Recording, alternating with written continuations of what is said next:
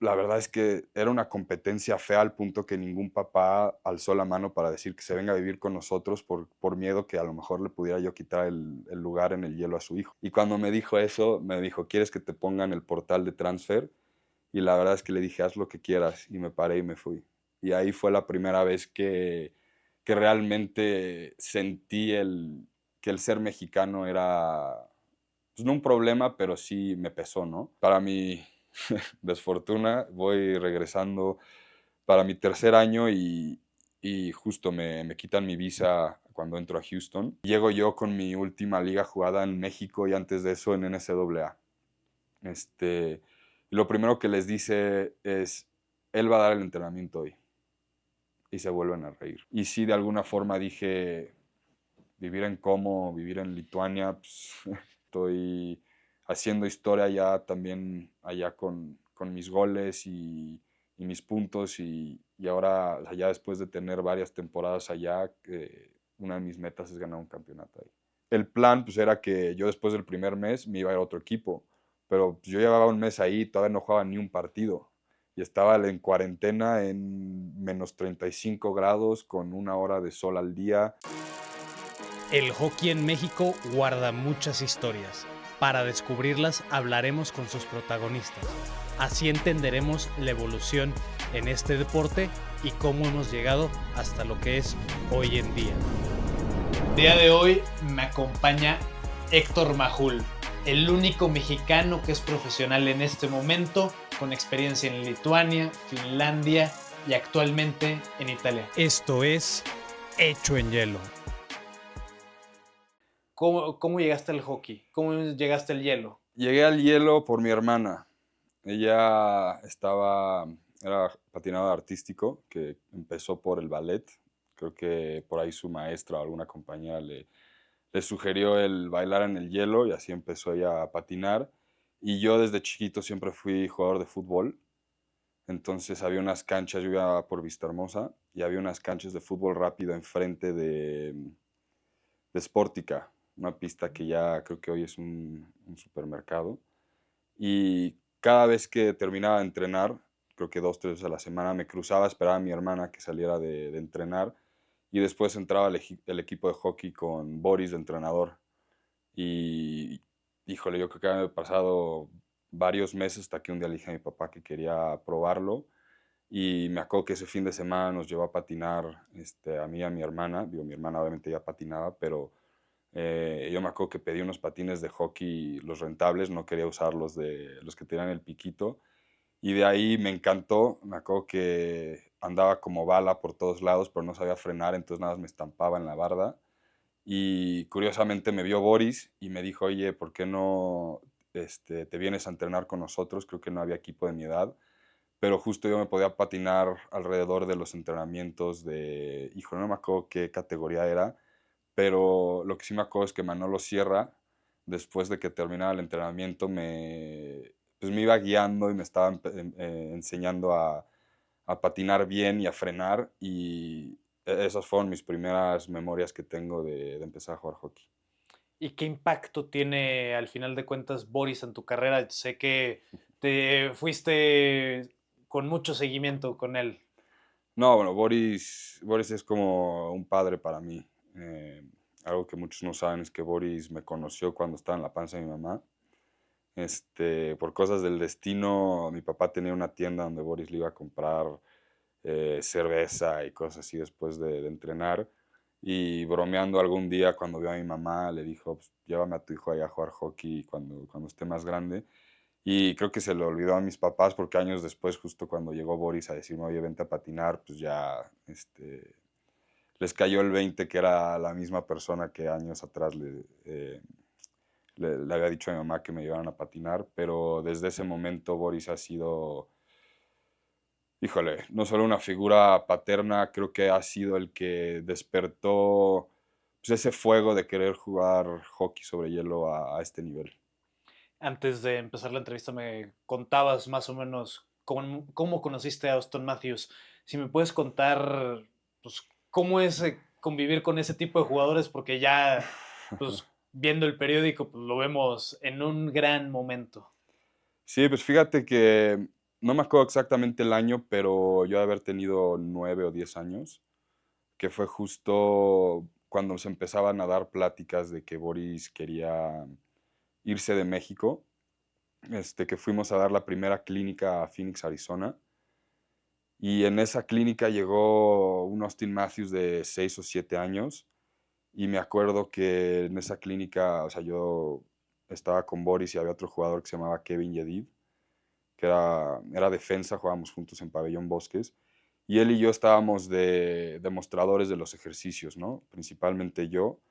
Pero sí me acuerdo que terminando la clínica nos fuimos a comer en algún lugar y obviamente como repasando cómo nos fue y los jugadores que estuvieron. Y sí me acuerdo que desde ese día dijimos, oye, había un chavito, uno de los más chiquitos que se veía, que aprendía muy fácil.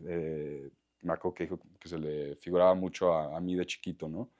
Y ese fue el primer contacto que tuvimos con Austin. Después creo que regresamos 2 veces a jugar un torneo, Boris como entrenador de Pabellón Bosques en ese entonces. Y después, varios de esos jugadores que estuvieron en esa primera clínica, sus papás quedaron muy impresionados con Boris y tenían pues, la esperanza de traérselo a Estados Unidos para que ya fuera el coach de sus hijos. Y justamente en ese grupo de niños, sus papás hicieron un equipo que después creo que le llamaron los Roadrunners. Y justamente todos se fueron de los clubes en los que estaban y llevaron a Boris de México. Y ahí fue cuando pues realmente empezó la formación de Austin Matthews con Boris. Creo que yo tenía 12 años cuando él se fue a vivir a Phoenix. Y me acuerdo mucho que cuando se fue me pedía a mí, bueno, a mis papás en ese entonces, que por favor dejaran que me fuera a ayudarle a demostrar pues, todos los ejercicios porque pues, estaban empezando de cero, ¿no? Y ahí fue cuando, o sea, realmente creé un vínculo de amistad y un poco pues, de hermandad, ¿no? Porque le saco 3 años y literal, o sea, yo llegaba a vivir con Boris vivía en la casa de visitas de los papás de Austin Matthews. Entonces, obviamente, las semanas que yo me iba a vivir con Boris, Austin también se venía con nosotros y era como, pues sí, o sea, el que tu amigo de México iba y haz de cuenta que se le olvidaba su familia y estábamos Boris, papi y yo, bueno, así es su apodo, estábamos los tres, pues sí, como si fuera clínica de verano, pero en medio del año escolar. Me acuerdo mucho que Austin era homeschooled, entonces estudiaba en su casa justo porque ya desde esa edad estaba entrenando 2, 3 veces al día con Boris. Y en esa parte pues, de empezar tu desarrollo fuera de México, ¿a qué edad te vas del país para empezar en Estados Unidos? Empecé, o sea, la búsqueda con equipos a esa edad, a los 12, o sea, justo cuando Boris se fue. Pero justo ese año mis papás todavía no querían que me fuera, o sea, pensaban que estaba muy chiquito. Fue cuando cumplí 13, que ya era un adolescente, que me acuerdo que Boris sí me dijo, o sea, no la pienses mucho porque se te va a ir el tiempo. Y a los 13 me acuerdo que me fui a probar a Arizona a varios equipos AAA, este, justamente a los Firebirds, que años después terminé jugando para ese equipo. Pero cuando recién me fui, me acuerdo que llegué al equipo, hice los tryouts, me aceptó el entrenador, pero yo no captaba lo competitivo que era el nivel AAA, porque obviamente en México pues, no había más que un equipo por pista, ¿no? Y allá obviamente está AAA, AA, A, B, creo que hasta C, y después está House League. Y obviamente ya cuando llegas a esos niveles y niños de 12, 13, 14 años, eh, la verdad es que era una competencia fea al punto que ningún papá alzó la mano para decir que se venga a vivir con nosotros por miedo que a lo mejor le pudiera yo quitar el lugar en el hielo a su hijo, ¿no? Ujú. Entonces me acuerdo que ese primer año no conseguí familia y me regresé.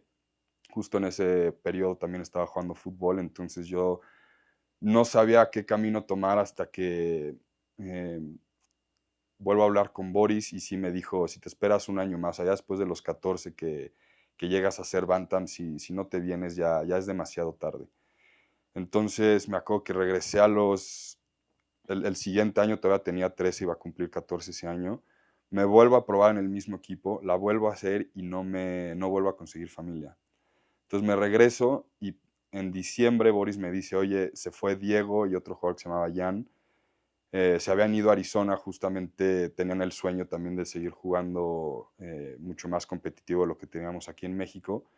Pero estos cuates se van a jugar a un equipo B desde el inicio. Y la verdad es que yo en esos momentos decía, o sea, si ya hice el equipo AAA, que es lo más alto que hay en Arizona, además que en ese entonces Arizona tampoco era un lugar de hockey, ¿no? O sea, dentro de los jugadores de Estados Unidos, tú podías estar en un torneo en Boston y alguien decía, yo soy de Arizona, y te volteaban a ver como a lo mejor hoy ven a un mexicano que le dices que juegas hockey. Y no consigo familia, pero me regreso a México, empiezo segundo secundaria aquí en México, y por ahí de noviembre Boris me dice, te tienes que venir ya. No importa el equipo al que llegues, lo que necesitas es ya venir a Estados Unidos y que te empiecen a ver.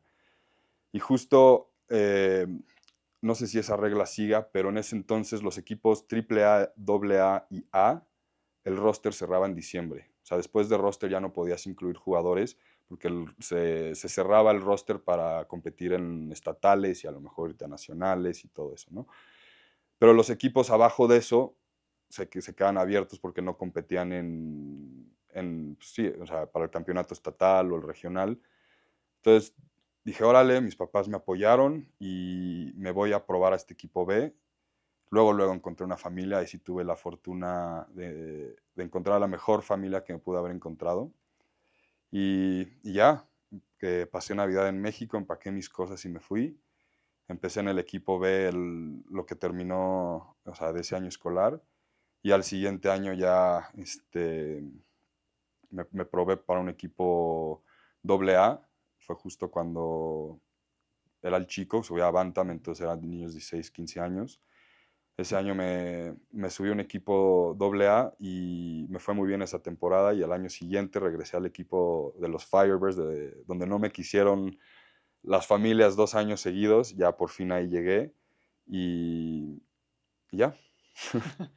Dando un paso antes, ¿cómo veías el nivel aquí en México a esas edades? ¿Cómo era la diferencia entre tú y los niños de tu edad? Híjole, desde que tengo memoria me acuerdo que siempre destaqué, pero a los 8 años me fui a Ucrania. ¿Cómo me dejaron mis papás o por qué? No lo sé. No sé qué les dijo Boris para convencerlos. Pero a los 8 años me fui 2 meses a Ucrania. Me fui con un grupo, éramos creo que 6 jugadores. El más grande era Brian Baxter. Creo que tenía en ese entonces 18 años.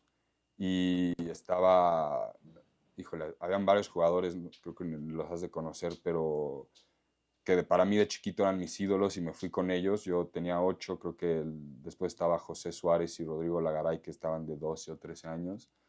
Bruno Palencia y Eduardo Anaya, y después estaba Brian. Y esos 2 meses yo creo que fueron, híjole, me cambió el chip por completo. Es más, tú imagínate un niño de 8 años llega, la primera semana estuvimos en Kiev y obviamente ahí como turistas, pero después de eso nos fuimos, híjole, creo que era la ciudad de Kharkov, y literal vivimos en un estadio, o sea, en un vestidor, ahí estaban los sleeping bags y vivíamos en la pista. Entrenábamos 5 horas diarias, 2 horas y media en la mañana y 2 horas y media en la noche. Y nuestro tiempo de descanso era el ir al gimnasio, el hacer barras, el hacer sentadillas. Creo que nos estábamos echando 1000 sentadillas diarias y no es broma. Eh, sí me acuerdo que fue una cosa, al mes le marcaba a mis papás llorando que me quería regresar, y me decían, aguanta, ya te quedan 2 semanas, te quedan 3 semanas. Eh, y híjole, no sé si lo volvería a hacer, pero definitivamente fue algo que me marcó. O sea, yo me acuerdo que llegué de la vida que tenía en México, ¿no? A lo que estoy acostumbrado, y me acuerdo que cuando llegué allá y vi a mis compañeros que llegaban con un morral, con una playera y 2 shorts para los 2 meses que estaban ahí. Yo venía con mi maletota con 20 cambios de ropa, dulces, o sea, lo que fuera, ¿no? Y realmente ahí fue como cuando solito me di cuenta de lo afortunado que era, y lo que hacía la gente allá por querer salir de esa pobreza o poder ayudar a su familia en el deporte, ¿no? O sea, el irse a entrenar y el querer destacar para poder salir de ahí.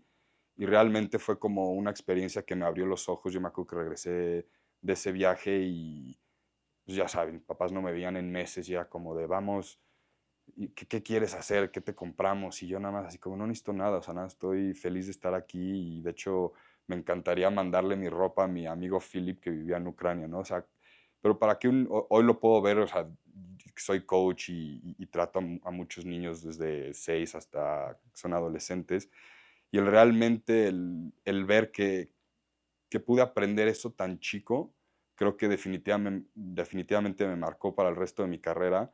Y una vez que llegué a México, me acuerdo que era abismal la diferencia de nivel. O sea, si destacaba antes de irme, cuando regresé, me acuerdo que agarraba el puck y me burlaba a todos y metía gol y eso lo podía hacer en un shift 3 veces antes de salir a cambiar. Y Wow. ahí fue cuando, o sea, creo que después de eso mi papá, o sea, mi papá y mi mamá realmente fueron como de, híjole, a lo mejor aquí hay algo especial, ¿no? Y de me acuerdo que fue un mundial en Gran Sur, que lo acabamos ganando y fui el campeón goleador y, híjole, fue algo que desde chiquito, como el saber que eres bueno en algo y algo que te apasiona y que te gusta y algo en lo que trabajé tanto, ¿no? 2 meses que estuve en el hielo 5 horas, pues hubieras pensado que iba a regresar quemado con ganas de no volver a jugar hockey y al contrario, o sea, todo el tiempo quería estar en el hielo, ir a entrenar, pero no solo el ir a entrenar, o sea, para mí era el ir a mejorar, el ir a ser el mejor todo el tiempo, era algo que desde chiquito yo me acuerdo que apenas terminaba mi tarea, era como de, híjole, tengo hockey hoy y hoy voy a intentar hacer esta jugada y esa motivación la tenía desde muy chiquito, nunca fue algo que mis papás me tuvieran que decir. Y creo que pues fue esa experiencia que tuve tan chico en Ucrania.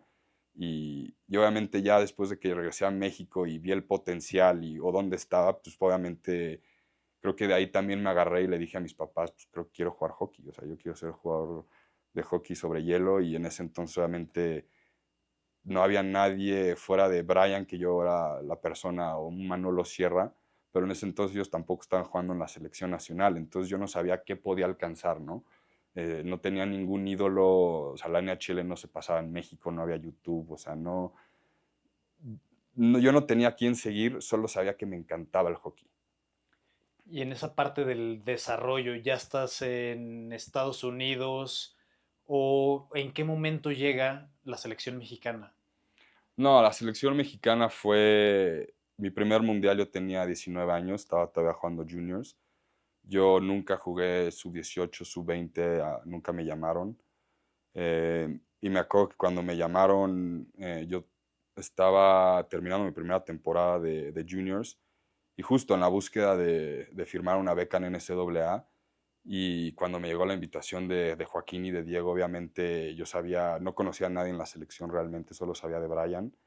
Y pues qué emoción, ¿no? El poder ponerme el jersey de México. No tenía ni idea del hockey internacional, o sea, fuera de las Olimpiadas. La verdad es que ni sabía que había mundiales. Y pues nada, cuando llegó la primera convocatoria, pues feliz de estar ahí, de poder participar y ya.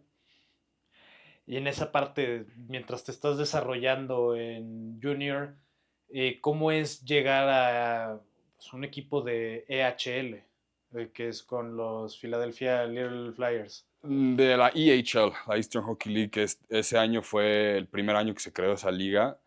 Eh, la verdad es que ese fue un periodo difícil porque yo venía de mi último año de U18 donde fui capitán, campeón estatal al nivel AAA.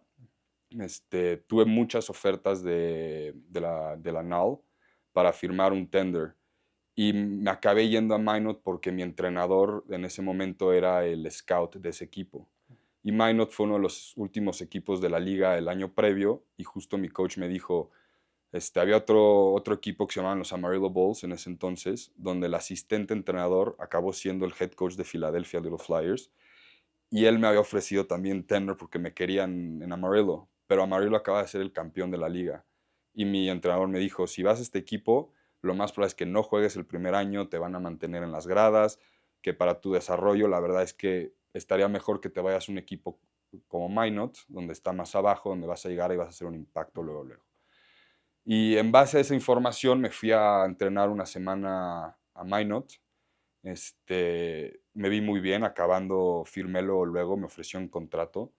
Eh, y yo llegué pensando que tenía mi lugar asegurado y más que conocía, tenía jugadores que eran amigos míos con los que había jugado en un torneo en Minnesota, que estaban jugando ahí. Con ellos había ganado el campeonato, el torneo de todas las prepas de Minnesota, es un torneo en el verano.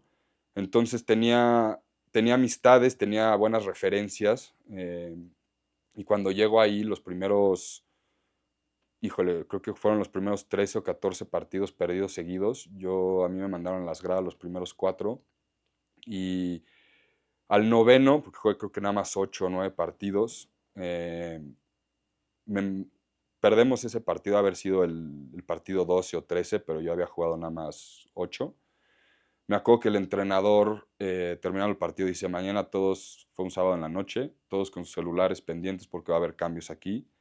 Y justo me acuerdo que pues, obviamente todos los rookies estaban súper nerviosos, hasta los mismos jugadores que llevaban ahí otras temporadas, pues, porque sabía que algo iba a pasar. Pero la realidad es que yo llegué y toda la pretemporada fui el líder de goleo del equipo. Después entró la pretemporada y yo midiéndome con los otros rookies que venían, la verdad es que yo o sea, en ningún momento dudé o dije, híjole, yo estoy en juego, ¿no? Y el día siguiente me llaman y cuando me marcaron me acuerdo que mi roommate, que era el asistente capitán, no se la creía. Y nada, me dicen, tráete tus cosas y venme en la oficina, ¿no? Y pues ya llego y me empieza a hablar y decir por qué me está cortando. Y yo nada más le pregunto, pues, ¿qué pude haber hecho diferente? Y no sé si te lo puedo decir en inglés, pero me acuerdo perfecto cómo me respondió y me dijo, You're a great skater, you're a great puck handler, great shot, great vision. Unfortunately, coming from Mexico, you still have a lot to learn about this game.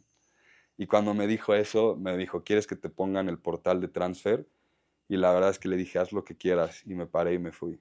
Y ahí fue la primera vez que realmente sentí que el ser mexicano era, pues no un problema, pero sí me pesó, ¿no? Y más que esa fue la razón que me dio por la cual me estaba cortando. Y más que obviamente yo dentro del vestidor sabía que no era yo el que debió de haberse ido, ¿no? Pero curiosamente después de eso, el entrenador que me quería en Amarillo se va de head coach a Filadelfia. Y en cuanto vio que me habían cortado, me marca y me dice, vente a jugar para acá, yo te consigo la beca en la NCAA, no tienes que pagar nada por jugar, te conseguimos equipo, o sea, todo lo que tenía en la NAL me lo estaba ofreciendo y dije, pues órale, o sea, la verdad es que no tenía muchas opciones, pero o sea, en ese momento cuando hice la lista y vi lo que tenía, dije, pues me voy a ir a donde más me quieren.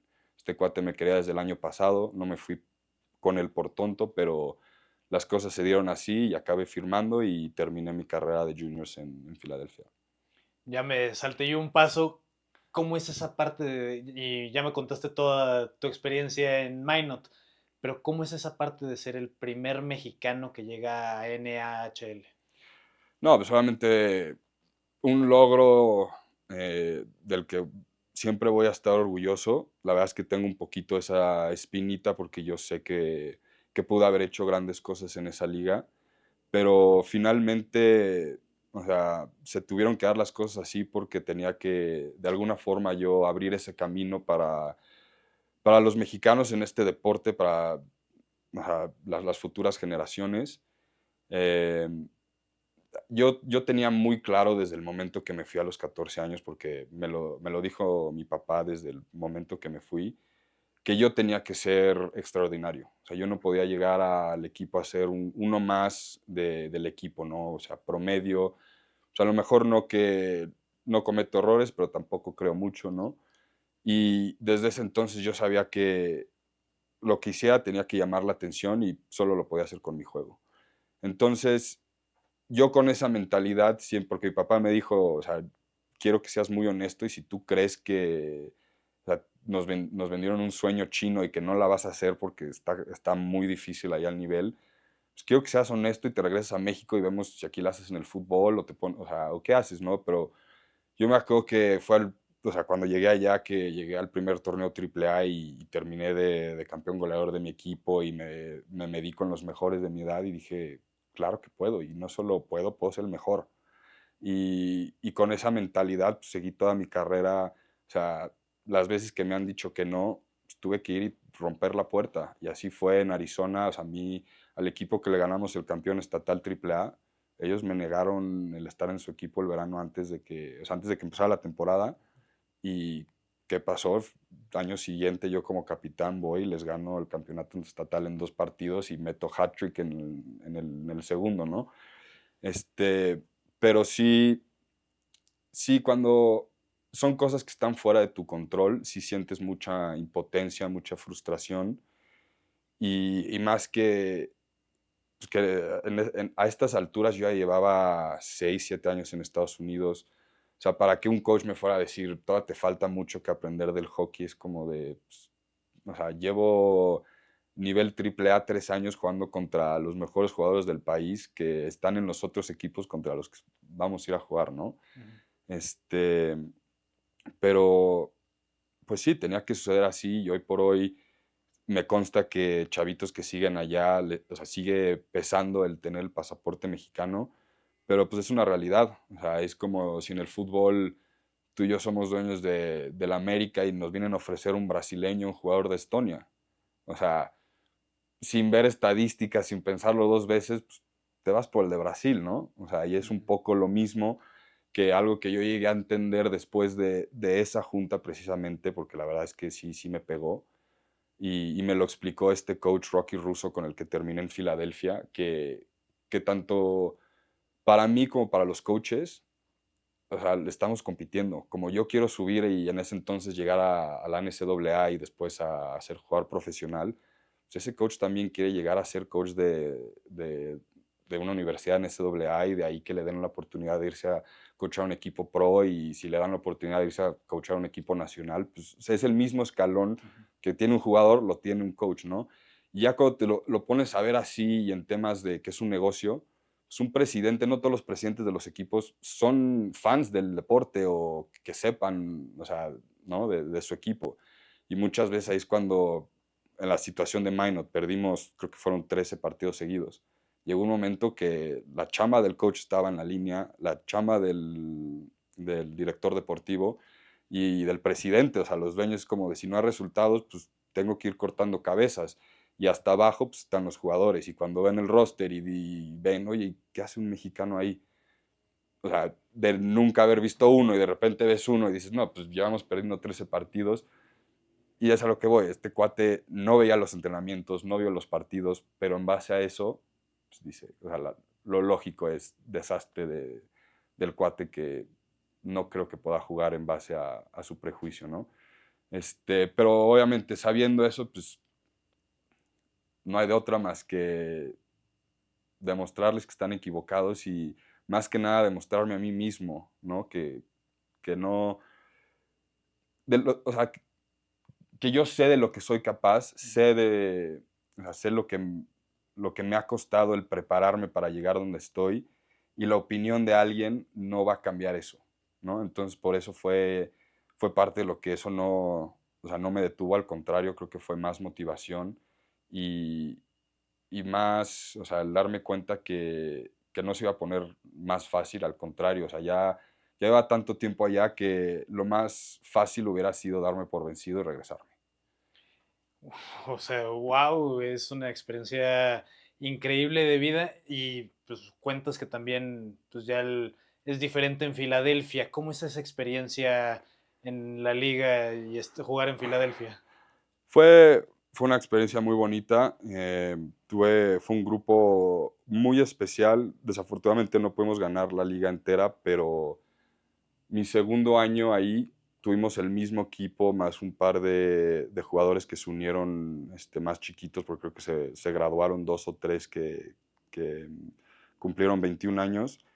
Pero, híjole, creo que fue donde más aprendí del hockey.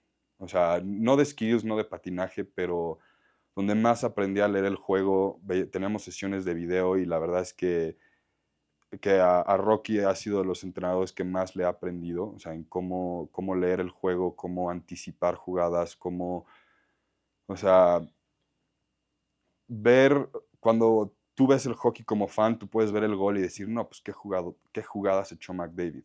Pero antes de esa jugada hubo un error que cometió la defensa o a lo mejor que cometió el delantero y cuando lo empiezas a romper en partes, te das cuenta que es obvio que iba a ser un gol, ¿no?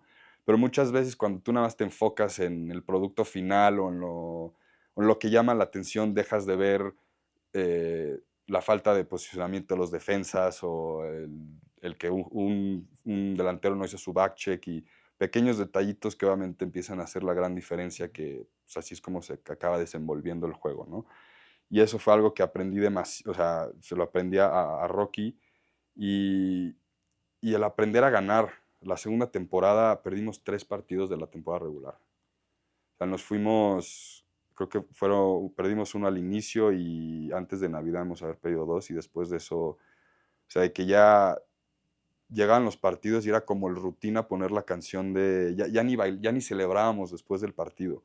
Y literal, o sea, el lunes siguiente nos metían 3 goles y 3 veces teníamos que patinar arriba para abajo. Entonces ya nos hizo tan conscientes de las cosas que teníamos que hacer que no requieren talento.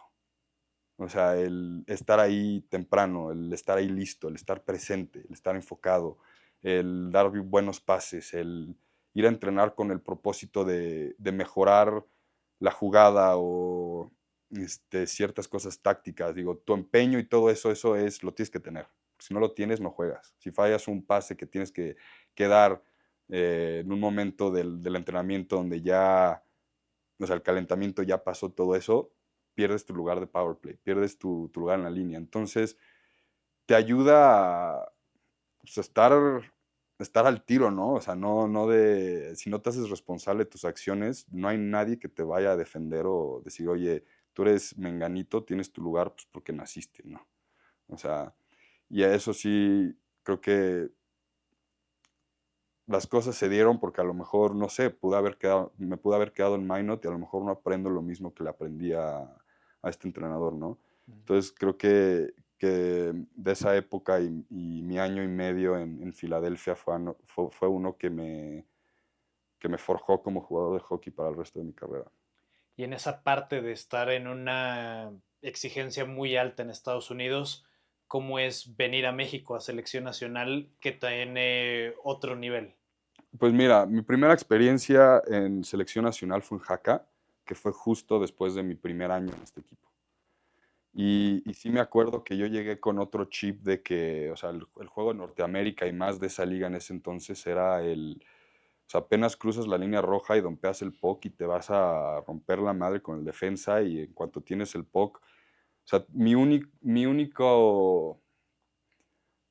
área de libertad para yo poder ser creativo era abajo de los círculos de la línea ofensiva si tenía posesión.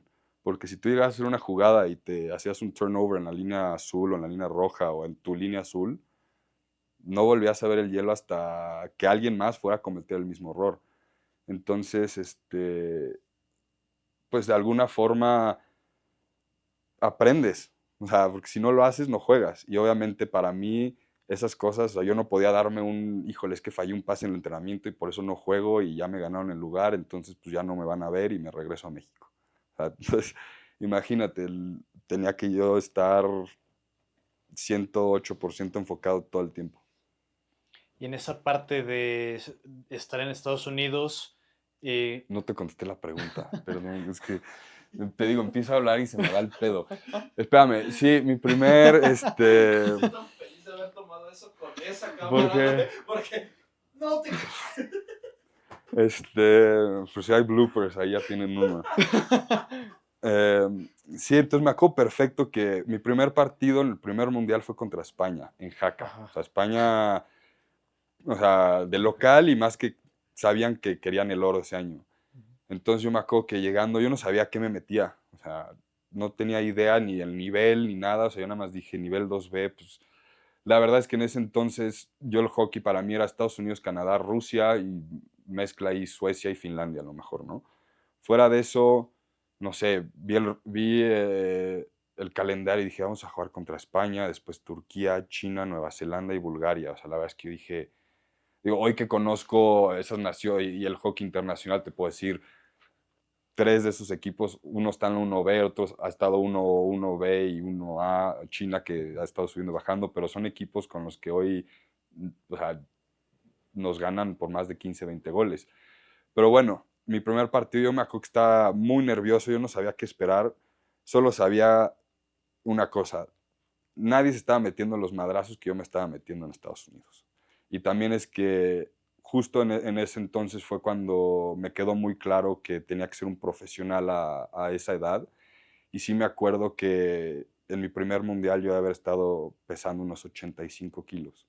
O sea, veo fotos mías ahí y, o sea, hoy por hoy peso 82 y no tengo que subir más, estoy bien, pero veo fotos mías en ese entonces y estaba tronadísimo. Me acuerdo una de las primeras jugadas fue que le dieron el puck a un defensa en la línea azul, enfrentito de nuestra barda.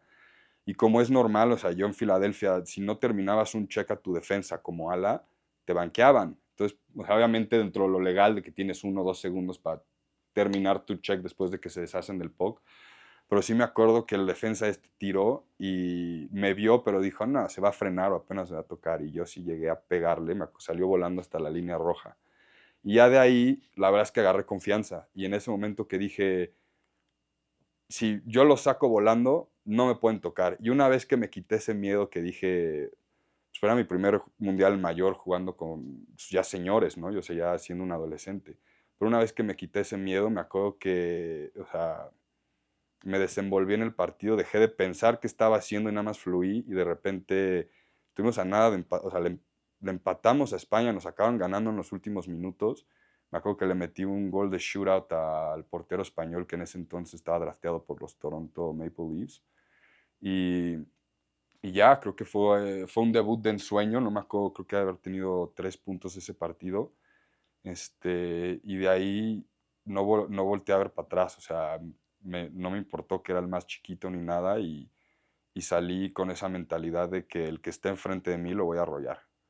Y ya ese mundial nos llevamos, creo que fue la primera plata que tuvimos como equipo en la División 2B y terminé mi primer mundial con 7 puntos, me acuerdo, 4 goles y 3 asistencias. ¿Y cómo te recibió el grupo? Me recibieron muy bien. Creo que sí me acuerdo cuando llegué, todo el mundo, pues, cierta incertidumbre porque, híjole, no sé si había rumores de que yo ya no jugaba hockey, por eso no me habían llamado a la sub-18, a la sub-20, pero luego yo estaba en contacto con Brian porque todos los veranos estábamos juntos. Entonces, de alguna forma, como que sí sabían que seguía jugando, pero luego siento que muchos me veían feo porque creían que yo les hacía el feo, de que yo no había querido ir a la selección cuando eso no fue cierto, yo nunca había tenido una invitación. Pero ya una vez pues de las introducciones y después del primer partido, la verdad es que fue un grupo que me agarró desde el inicio y o sea, yo como el más chiquito me cuidaron, me defendieron en el hielo. No, pues, ¿qué te puedo decir? Fueron jugadores que yo los veía desde chiquito jugando en Lomas Verdes, en San Jerónimo, y después poder compartir el vestidor con ellos, el poder competir a su lado y que me hayan recibido de la forma que me recibieron, pues no tengo nada más que agradecerles. Regresando ya a Estados Unidos, ¿cómo se da el paso de Filadelfia a college? Fue justo después del Mundial de Sudáfrica hace 11 años que me acabé llevando el mejor delantero del torneo, que me marca, tenía 3 o 4 ofertas de universidades, me acuerdo que había 2 en Wisconsin, había una en Nueva York y 2 en Boston. Y me marcó el coach de Curry College, que, híjole, creo que me había marcado unas 3, 4 veces mientras estaba en Sudáfrica. No le contesté porque estaba enfocado en el torneo. Y me acuerdo que el primer día cuando aterricé en México, o sea, al día siguiente que me levanté, o sea, hablé con él y me ofreció la beca. Me dijo que iba viéndome desde que estaba en Filadelfia, que estaba muy emocionado porque fuera parte de su equipo. Y, y ya, la verdad es que en cuanto me marcó él, dejé de ver a todas las otras universidades y más de que vi que estaba a media hora de downtown Boston.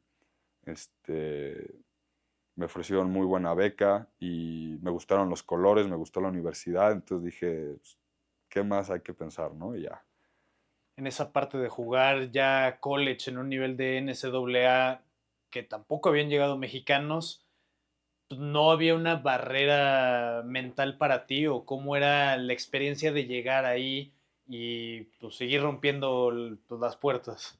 No, barreras mentales, creo que no sé si fue el que me fui tan chiquito a ese viaje a Ucrania a los 8 años, pero algo que desde chiquito me inculcaron mis padres fue que era causa perfecta y efecto perfecto. Todo lo que yo quería alcanzar o quería lograr en esta vida, si me aplicaba, le chingaba y me enfocaba en eso, lo puedes obtener, ¿no? Y mucho de eso fue lo mental, porque físicamente desde chiquito, gracias a Dios, he tenido las aptitudes de que cualquier cosa, deporte que quiera hacer, se me da con mucha facilidad. Pero como eso creo que hay muchas personas, creo que es mentalmente donde tienes que también entrenar tu mente y más cuando tienes adversidad, ¿no? Y en esos momentos fue cuando, pues la verdad es que algo que me ayudó mucho siempre fue ver mi trayectoria y todo lo que he sacrificado por llegar a donde he llegado y donde estaba en ese entonces. Entonces creo que había veces que esa era mi motivación, ¿no? El decir, no sé cómo, pero voy a seguir para adelante. Y pues toca hablar de un momento no tan agradable, termina siendo en tu segundo año, si no me equivoco, que vienes a México y cuando vas de regreso no te dejan entrar al país. Sí, justamente iba a regresar a mi tercer año, que de hecho ya me había eh, cambiado de universidad. Las cosas no salieron bien con ese entrenador de Curry College y me estaba cambiando justo a una universidad en Filadelfia, donde el entrenador o sea, el head coach, había sido el entrenador de portero de mi club de juniors. Entonces me conocía perfecto y cuando vio que yo no estaba contento y no estaba jugando en Boston, me dijo, vente a Filadelfia, aquí yo te tengo en power play, primera línea.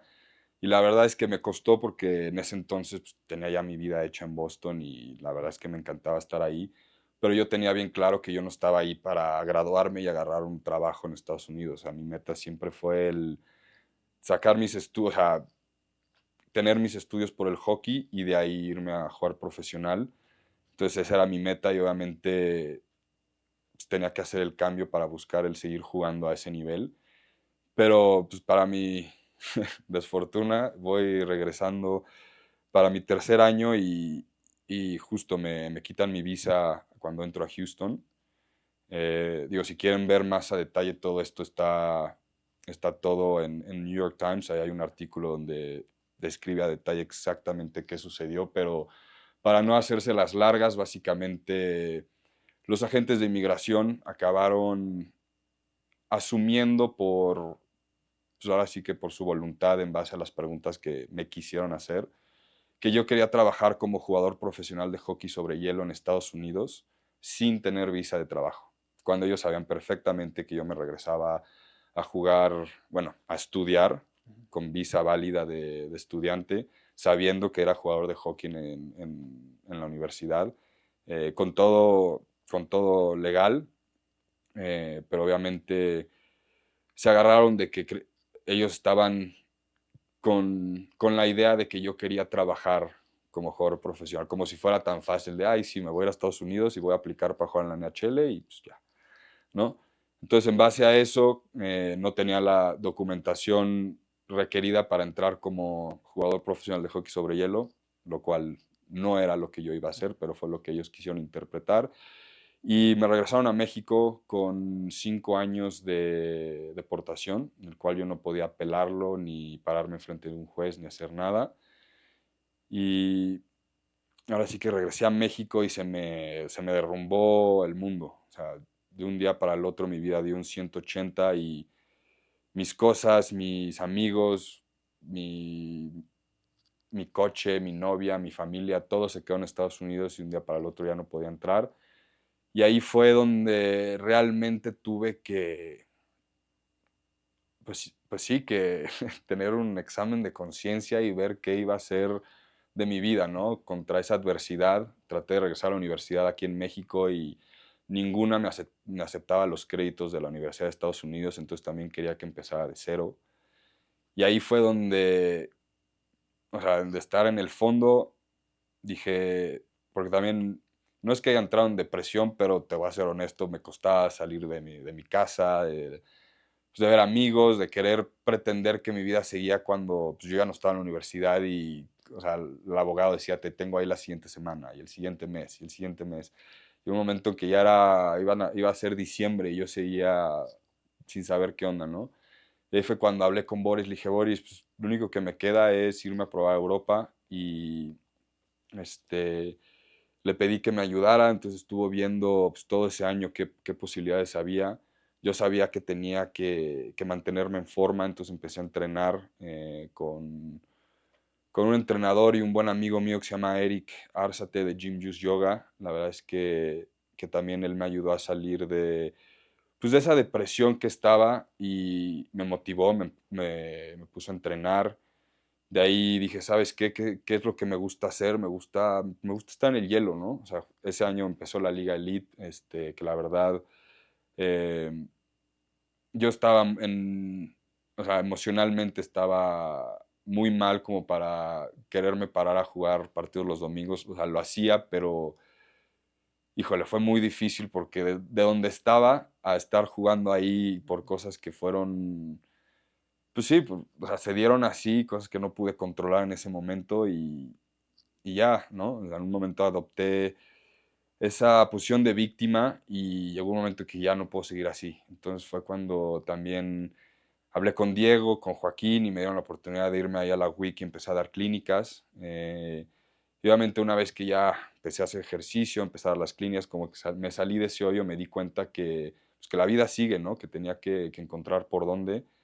Y gracias a Dios ese verano me marca Boris y me dice que me dan una prueba en Davos, en Suiza. El coach de ahí me quería ver para recomendarme alguna liga menor en Europa, con la idea de que no podía quedar en ese equipo. Y en cuanto me dijo eso, me puse a entrenar creo que 2 veces al día, con un mes de anticipación. Y yo sabía que una vez que empacaba mis cosas y que me iba a México, la tenía que hacer porque la tenía que hacer. O sea, yo sabía si me regresaba a México, ahí quedaba mi carrera de hockey. Hay un tema muy importante que se enfocan más en Estados Unidos que en México, el tema de relacionar tus estudios con el deporte. ¿Cómo era? Sabemos que pues, estabas enfocado en el deporte, pero ¿cómo era compaginar esos dos temas? Hijo, fue una experiencia increíble. Eh, o sea, tuve la fortuna que la universidad a la que fui, el equipo más grande era el de hockey, no el de fútbol americano ni el de béisbol, era el de hockey. Entonces, la verdad es que pues, era un honor y un privilegio el poder caminar en la escuela con tu chamarra de hockey o sea, o el que la gente supiera que tú eras parte del equipo. Al mismo tiempo teníamos esa responsabilidad y era mandatorio que a clase a la que entrábamos, clase a la que teníamos que irnos a presentar, de darle la mano al profesor, o sea, de, de ser más allá que un atleta. O sea, teníamos que ser ahora sí que los role models de los otros estudiantes, nos teníamos que formar, o sea, sentar en la primera fila. O sea, si un día el entrenador se da la vuelta y tú no estabas en clase o le preguntaba a un maestro que cómo ibas y no entregaste un ensayo o se te olvidó hacer un proyecto, cualquier cosa, pues no jugabas. Entonces, al hacer eso y te das cuenta que mitad de la batalla es nada más el pararte y el estar ahí, te das cuenta que los maestros, pues, encantados de tener a cualquier jugador del equipo de hockey en su clase porque eran los atentos, los que estaban ahí siempre, los que hacían su tarea, los que participaban. Entonces, la verdad es que eso también hizo que, pues, de alguna forma, cuando teníamos partidos que no podíamos ir a alguna clase o faltar al examen, nos hacían todo el paro pues, de ayudarnos en lo que pudieran para facilitarnos lo que fuera, o sea, lo escolar cuando teníamos que hacer algo con el hockey. Y después llegas a México, hablas de toda esta situación que pasa en Estados Unidos y pues, no tienes la motivación para jugar hockey. ¿Cómo encuentras esa motivación y cómo ves el nivel de la Liga Mexicana Elite de Hockey? Híjole, la encontré, te digo que pasaron varios meses, pero eventualmente, pues llegó un momento en que, o sea, creo que cuando estuve más deprimido fue cuando estaba a la espera del abogado decirme si sí me iba o no me iba. Ya cuando pasó 1, 2, creo que hasta 3 meses que dije: "¿Sabes qué? Pues yo ya no puedo estar a la espera de qué va a suceder, claro que está fuera de mi control", y ahí fue cuando, o sea, empecé a ir al gimnasio eh, obviamente mis amistades me empezaron a levantar, empecé a, pues sí, ahora sí que mi familia, mis amigos, la gente más cercana a mí me pudo motivar de alguna forma, y después cuando Boris me dijo que tenía esa prueba en Suiza, pues obviamente el ya tener una meta o algo por el que trabajar o prepararme o el saber que ahí la puerta podía, o sea, el sueño podía continuar, ¿no? Pues eso fue todo lo que necesité para levantarme y ponerme a trabajar. Y en la parte de la Liga Mexicana Elite de Hockey, ¿cómo ves el nivel? La, híjole, creo que esa pregunta tendría que ir el domingo a ver la final para poderla contestar mejor, porque sí creo que de ese primer año que se inauguró la liga, creo que ya muchos jugadores no están jugando y hay muchos nuevos jugadores, creo que hay 2 equipos nuevos también, pero sí me acuerdo que, digo, que fue una gran iniciativa y que todo el mundo estaba, o sea, muy emocionado de volver a poder jugar a un nivel competitivo en México. Este, y ya, o sea, fue una bonita experiencia el que se haya formado eso. Creo que yo tuve de alguna forma pues un mal sabor de boca, no por lo que venía pasando en mi vida personalmente, ¿no? O sea, lo que estaba sucediendo y de alguna forma como cuando inició la liga yo no veía, o sea, yo no veía el volverme a ir de México por el hockey, ¿no? Yo pensé que ahí quedaba y pues parte de mí estaba muy triste que llevaba 10 años trabajando por llegar o sea, por querer llegar a hacer algo en este deporte y de un día para otro, pues toma, ya terminaste en la mejor liga que hay de México, pero pues dije, el güey que se inscribió hace 2 años que tiene talento, pues está jugando ahí conmigo igual, ¿no? Entonces, de alguna forma eso me bajoneó un poco, pero también el hecho de que había donde jugar, pues creo que también se dio y tuve esa fortuna de que el año que me deportan se crea la Liga de México, ¿no? O sea, pudo haber pasado y no hay liga y no juego nada, ¿no? Entonces, de alguna forma, digo, hoy puedo voltear a ver atrás y creo que todo se dio por algo, ¿no? Y digo, también hoy en día, pues, desde entonces, el crecimiento que ha tenido la Liga Elite de México, ya 6 equipos, este, la mayor parte de la selección, o sea, forma parte de esta liga y son mis compañeros con los que voy a competir. Entonces, creo que hacía falta de muchos años atrás, mucho antes que eso. Y sí creo que es algo que se le tiene que invertir mucho más porque ahí está el futuro de este deporte, o sea, después de las categorías juveniles. O sea, todos esos jugadores que quieren llegar a seguir compitiendo para la selección nacional mayor, que quieren seguir compitiendo a buen nivel, o sea, es aquí donde, ¿no? O sea, antes de eso estaban las ligas de domingo, que todas las pistas las tienen, pero pues de alguna forma creo que es más un hobby, ¿no? Por diversión, ya teniendo algo serio como es la Liga Elite de Hockey con equipos, con logos, con jerseys, con fans, pues obviamente eso hace que el deporte se impulse y que obviamente un jugador que a lo mejor que quiere ser doctor, ¿no? Pero pues quiere seguir jugando y a lo mejor por eso es que no se va a dedicarse solo al hockey. Pero el que haya una liga así ya te da la oportunidad de poder pues, competir al nivel más alto en México con seriedad y también poder seguir con tu vida y tu profesión, ¿no? Y si tenías una prueba en Suiza, ¿cómo terminas en Lituania? Es otra historia bastante larga, de perseverancia igual, pero yo llegué ahí y de hecho fue de las cosas más difíciles que he tenido que hacer por, por cómo se dio, porque llegué yo a Suiza, a Davos, Me acuerdo que llego a la pista y todo el equipo profesional, el primer equipo, estaba haciendo off-ice en la parte de arriba, estaban haciendo brincos, porque estaban castigados, habían perdido el partido de pretemporada pasado. Entonces, les estaban metiendo una chinga. Y llego yo obviamente con mis cosas todavía de universidad, calcetas rotas, obviamente todos ahí vestidos, o sea, todo Bauer, todo nuevo. Y me presentan y de repente les empiezan a decir este es Héctor Majul, jugador de México, y cuando dicen eso nada más escucho como un par de jugadores que nos la hacen así de, ¿no? Así riéndose. Y obviamente estaba nervioso, hasta te puedo decir que tenía un poco de miedo, o sea, de que hubo un momento en el que todo mi entorno quería hacer que me hiciera chiquito, ¿no? O sea, soy el que no encaja, soy el mexicano, el que no ha jugado profesional. O sea, cuando yo llegué ahí había jugadores drafteados, jugadores que llevan más de 3 temporadas en la NHL, jugadores que jugaron en la KHL, en la primera liga de Suecia. O sea, jugadores pesados, ¿no? Y llego yo con mi última liga jugada en México y antes de eso en NCAA. Y lo primero que les dice es, él va a dar el entrenamiento hoy. Y se vuelven a reír, como que pensaron que estaba bromeando. Y yo también lo volteé a ver y dije así como de, yo voy a dar el entrenamiento hoy. Dice, sí, les va a dar power skating y puck control.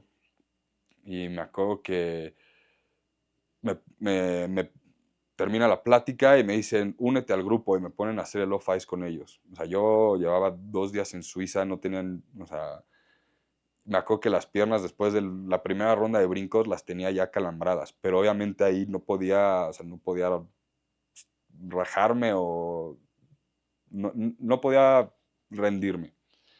Y ya bajamos al vestidor, se empiezan a vestir y sí me acuerdo que dije, es que no, o sea, ¿qué les voy a enseñar a estos jugadores? O sea, no sé ni qué hacer y lo único que no quiero es entrar y hacer un ridículo. Me acuerdo que le marqué a Boris y le dije, Boris, así está la cosa, tengo que ponerme ahorita a coachar a estos güeyes, ¿qué hago? Ya empezamos a platicar y le dije, la verdad es que no creo, o sea, no les voy a poner a hacer las cosas básicas con lo que todos los que han ido a mis clínicas saben cómo empiezan, porque así van a empezar siempre, y así siempre han empezado, pero son cosas muy básicas y cosas que a lo mejor esos jugadores sí las hacen, pero al principio del verano, ¿no? Cuando recién empieza su pretemporada, no una semana antes de la temporada regular, cuando pues, ya tienes que estar más en ritmo y no puedes hacer que te estén doliendo las piernas. Sí me acuerdo que platicamos, me dijo, no, pues trata de hacer más, un poquito de esto, más cambios de peso, un poquito de filos, giros, un poco de puck control y ver qué pueden hacer, ¿no? Y ya salías de cuenta que me imaginé que eran niños en la WIC y empezar a demostrar los ejercicios y tuve la fortuna que estaban los 2 coaches en la banca viendo todo y apenas hago el primer ejercicio y la mitad de los jugadores no lo pueden hacer. O sea, que se caían, no podían doblar el filo o no podían bajar y dije, híjole, no se las estoy poniendo muy difícil o sea, no lo van a querer hacer después de eso. Y ya dije, ¿sabes qué? Cree en ti, tú sigue. Y empecé como pues, le fue a dar la clínica a cualquier otra persona que se las he dado desde que tengo 15 años, ¿no? Y en eso pasa el tercer ejercicio y se vuelven a caer y yo lo estoy haciendo perfecto. Y en eso volteo y está aplaudiendo Arno del Curto, que es el entrenador, y empieza así de, that's what we need, that's exactly what we need. Como que empiezo a agarrar confianza, los jugadores ya empiezan como a voltearme a ver más a los ojos, como diciendo, pues a lo mejor sí sabe algo este güey, ¿no? Y ya termina el entrenamiento y veo cómo se me acercan un par de los jugadores chavitos a preguntarme qué onda con el filo, que cómo fue que pude haber, hice esto y el otro. Y ya después de eso nos fuimos a comer y tuvimos una hora de descanso y después ya fue el entrenamiento del equipo, ¿no? Y ahí yo me vestí y me acuerdo que estaba bien nervioso, pero pues lo mismo, ya dije, ya estuviste en el hilo con ellos, ya te diste cuenta que patinas mejor que ellos, que controlas mejor el puck que ellos, ahora nada más es que te la creas, ¿no? Y ya me metí a entrenar, la verdad es que me sentí muy bien, en ningún momento dije, no puedo, de hecho hubo una jugada en la que ya una vez que empezaban a hacer las cosas 5 contra 5, yo ya no entraba mucho porque estaban preparando para un partido y en lo que me querían a ver a mí eran los ejercicios de flow, de calentamiento para ver mis pases, mi velocidad, cómo recibía, si tenía la cabeza arriba, esas cosas. Y la verdad es que le fui haciendo check a todo eso yo solito y que mentalmente yo me acuerdo que me seguía hablando y decía, you got this, you got this. O sea, tratar de llenarme de confianza, ¿no? Y en una de esas están haciendo un ejercicio de cycle, la primera contra la segunda línea. Y le empieza a gritar, creo que era su ala derecha, el entrenador, que no estaba deshaciéndose el puck lo suficientemente rápido. Y en una de esas ya lo trae hasta la madre y lo saca, le dice, Héctor, métete. Y yo así de, ok, o sea, a entrenar con la primera línea a la derecha, órale.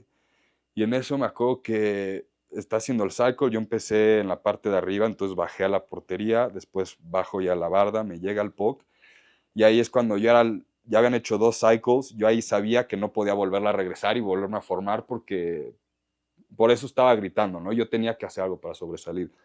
Justo pasa eso, agarro el puck, me acuerdo que volteo a ver al defensa, me está siguiendo el centro, y en eso hago que voy a sacar el pase y como que le hago un backhand toe drag o sea, me voy hacia el centro, se va con la finta el ala y el defensa, corto hacia el centro, saco el puck, saco un tiro y lo meto al ángulo.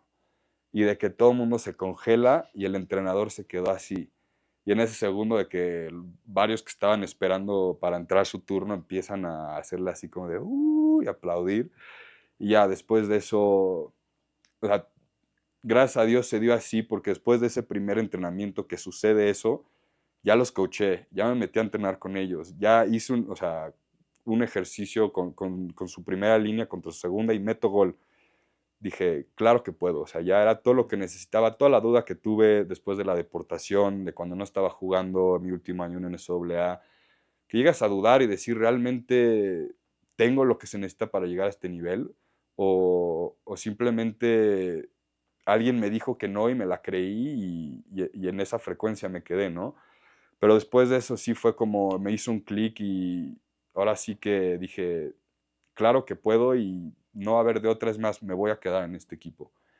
Pasó una semana, juego un partido de pretemporada, sigo entrenando con ellos y me mandan a la oficina a finales de la segunda semana y está ahí el presidente del equipo, el abogado, el coach y el hijo del coach que era con el que estaba viviendo, él fue a la clínica de Boris por la cual se dio el contacto, ¿no? Y me dicen, te queremos ofrecer contrato, queremos que te quedes con nosotros, te vamos a mandar a que juegues al equipo de Ticino Rockets, que en ese entonces era el equipo filial en la Liga B de Davos, y vas a ser nuestro skills coach del primer equipo. Vas a vivir en Davos, solo te vas a ir los fines de semana a jugar los partidos a Ticino y dependiendo de cómo te vaya en la temporada, te podríamos dar un spot en el roster de Spangler Cup. No, creo que le marqué a mis papás llorando esa noche. No, o sea, fue algo que no te puedo explicar. Después de todo lo sucedido, de que me habían deportado antes de eso, o sea, de que no estaba jugando en el equipo donde estaba en la universidad, que tuve que al buscar cambiarme de universidad. O sea, cuando peor las vi que dije, no veía para dónde y de repente me llega esta oportunidad, voy, la hago y me ofrecen el contrato. Me sentí muy bonito. Me acuerdo que mis papás estaban llorando conmigo. Y ya, después de eso, llego la siguiente semana, pasó el fin de semana, obviamente yo estaba en las nubes. Y llega el lunes y voy a firmar y me vienen con la noticia de que la Federación Suiza no les deja hacer válido el contrato porque yo no soy jugador profesional de hockey. O sea, yo no tenía el estatus de profesional porque mi último partido oficial fue en NCAA. Y había una regla, no sé si todavía exista, donde un jugador import no se podía convertir en profesional en Suiza. O sea, yo debí de haber jugado un partido en Estados Unidos o en Norteamérica, ya sea SPHL, Federal, East Coast, AHL, lo que hubiera sido profesional para tener el estatus y yo haber podido firmar allá. Entonces esto sucede a principios de la tercera semana, yo estando ahí. Entonces obviamente todo este tiempo me dicen, espérate, vamos a ver qué podemos hacer, a ver si encontramos algún loophole de ver cómo te podemos firmar. Mientras tanto ellos me estaban pagando en efectivo, me dieron mi departamento, coche, y haz de cuenta que me levantaba como si fuera parte del equipo a hacer todo más dar las clases, porque entrenaba con ellos, también les daba private lessons y a los grupos de defensas y a los delanteros, o sea, yo estaba casi todo el día en la pista. Pero la verdad es que yo estaba rayado y tenía la esperanza que de alguna forma u otra iba a poder firmar. Me tienen ahí 2 meses y medio, o sea, porque tienes 90 días de la visa de Schengen. Con 10 días para que se expiren, me acuerdo que le marqué a Boris y le dije, Boris, no ha pasado nada en 2 meses y medio, dudo mucho que en 10 días suceda algo, pero si se acaban esos 10 días, me tengo que regresar a México. Y ahí sí termina mi carrera de hockey sobre hielo. Y me acuerdo que ahí me dijo, oye, pues tengo un amigo en Serbia, otro ucraniano, que yo conocía, se llama Dima, lo había yo conocido, fue a varias clínicas en Estados Unidos. Y me dijo, si quieres, hablo con él y te puedes ir a vivir ahí a su sillón. Él está de coach de, creo que era una sub-14 o sub-12 en Belgrado, en Serbia. Me dijo, es Europa, no es Schengen, entonces te puedes ir ahí y al menos darte esos 10 días por si te marca un equipo para hacerte un tryout. Y me acuerdo que me fui, estuve 2 semanas entrenando, o sea, yo me sentía como Rocky Balboa entrenando en esa pista, se caía el techo, el gimnasio todo estaba oxidado, no había dos pesas del mismo peso, cosas así. Pero era lo único que había y sí me acuerdo que, o sea, había veces que me levantaba cuando todavía no llegaban ofertas ni nada y decía, ¿qué estoy haciendo? O sea, despertándome en el sillón de un coach medio de Belgrado, Serbia, y, y bueno, o sea, las cosas de la vida y un día me marcan de Lituania y me ofrecen contrato, visa, departamento, todo. Y lo tomé. Llegué ahí a mediados yo creo que una semana antes de Navidad. Y ahí ya, oficialmente, ahí fue cuando empezó mi carrera como profesional en Europa. Y después de estar pues saliendo de situaciones negativas que no veías cómo y llega esta oportunidad tan grande, ya te sentías ahí y vuelves a caer, ¿cómo te levantas? Justo que ahí fue, o sea, yo me acuerdo que, y más de que porque la plática la tuve con ellos el viernes, cuando me dicen, te queremos.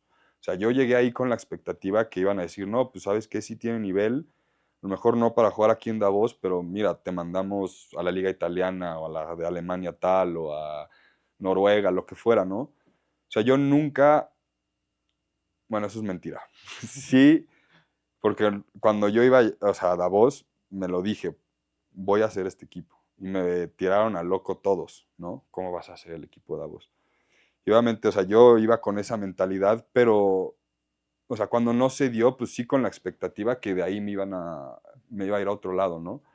Este, pero, pues sí, una vez que firmo y por fin se me da, creo que ahí fue, o sea, no era Suiza, no era Davos, pero de alguna forma ya obtuve un contrato, ya me están pagando por hacer lo que trabajé, o sea, lo que quería hacer de niño, ¿no? O sea, obviamente no es la NHL, que ese era el sueño, pero finalmente como se dieron las cosas, o sea, a pesar de todo, mi sueño ahí seguía de que yo quería llegar a ser el, o sea, el mejor jugador de hockey de México. En ese entonces, o sea, dije, voy a ser el único que llegue a ser profesional, o sea, sé que Brian llegó a jugar una temporada en Finlandia, este, pero sí, o sea, mi meta, o sea, una vez que me dieron esa opción, dije, pues ya, o sea, como lo hice en Davos, voy a llegar a Lituania y voy a ser el mejor jugador de ese equipo y de ahí voy a hacer que no tengan opción los otros coaches y otros visores más que verme y decir, ¿sabes qué? De aquí te vienes para acá.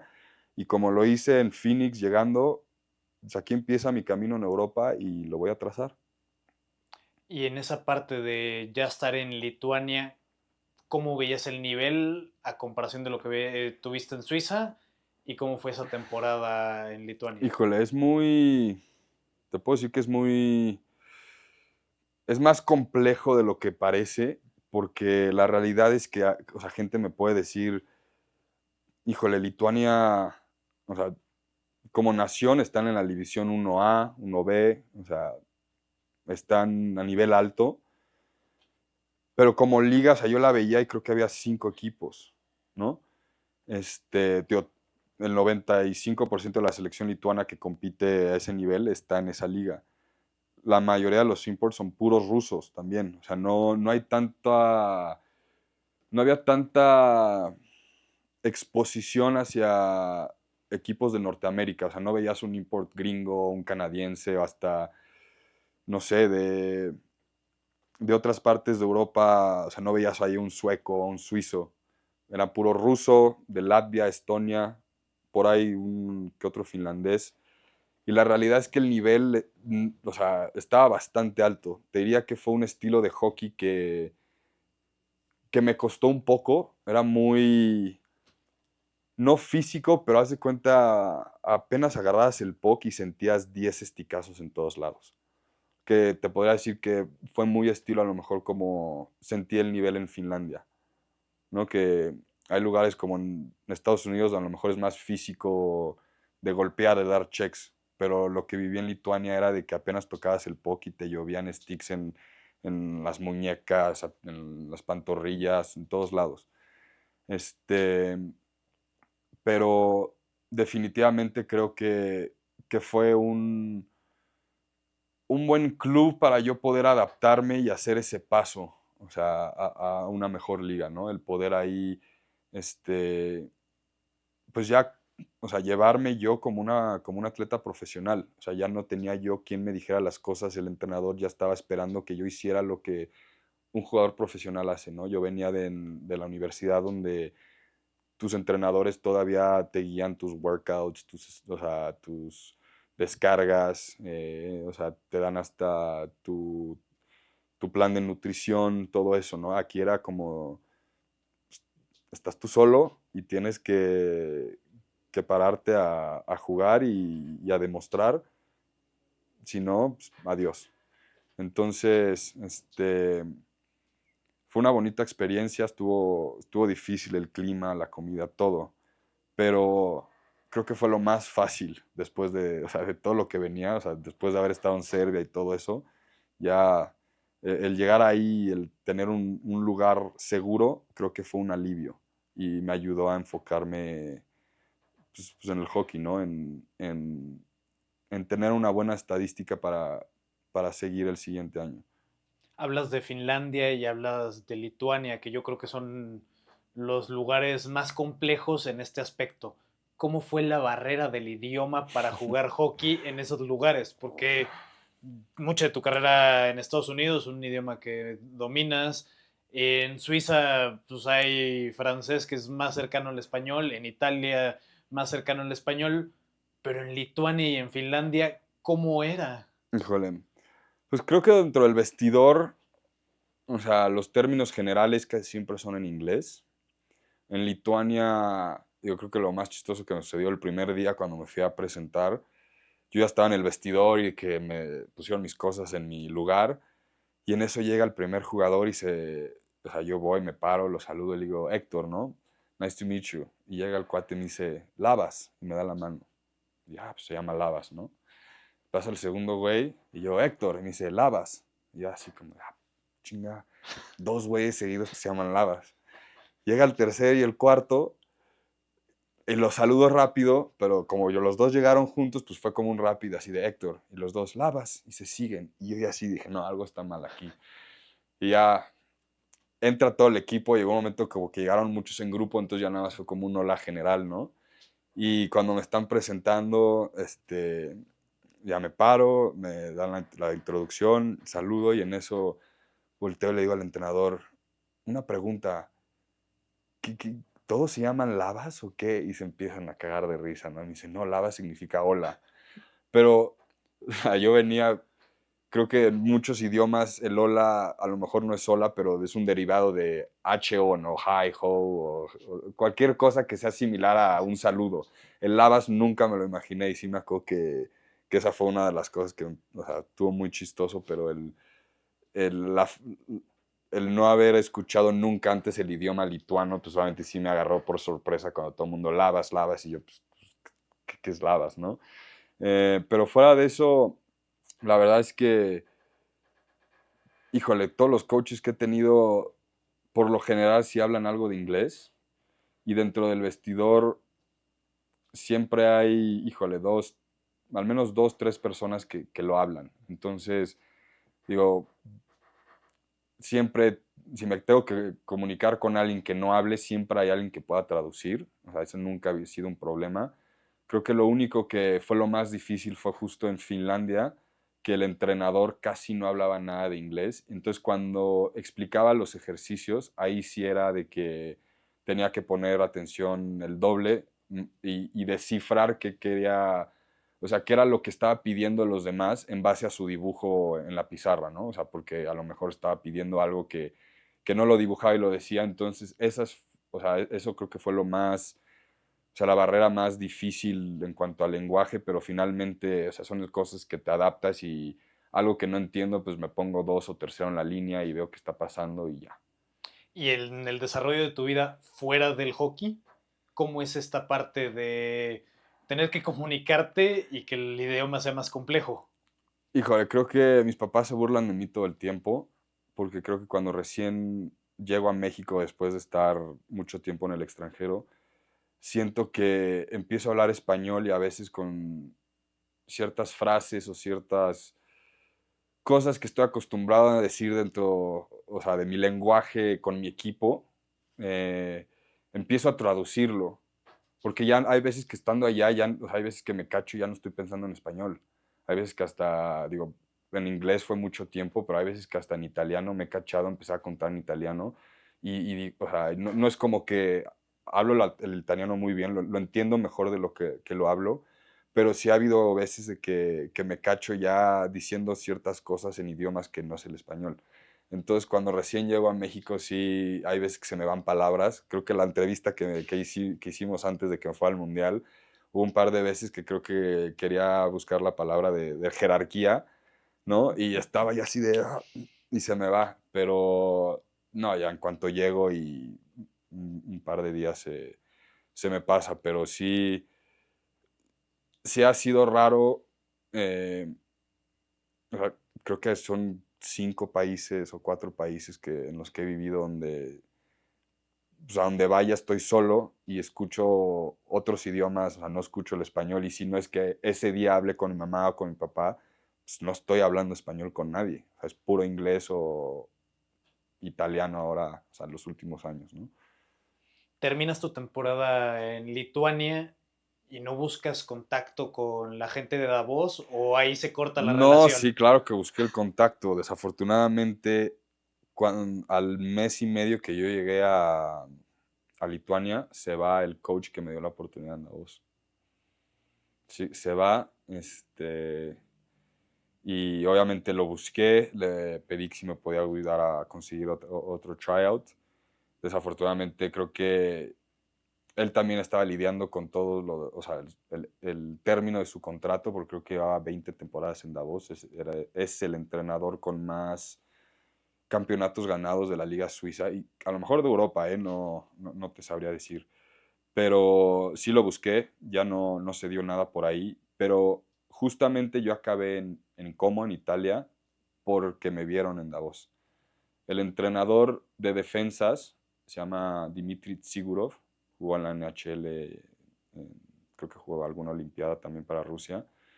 Este, Él daba clínicas en Milán y en Como, porque llegó a jugar en la Liga Profesional de Milán, o sea, cuando había equipo profesional en Milán.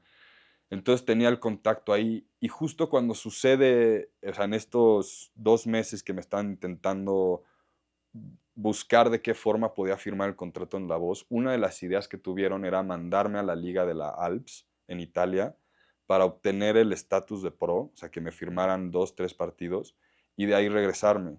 Pero el único contacto que tenían era ahí, justo en Milán.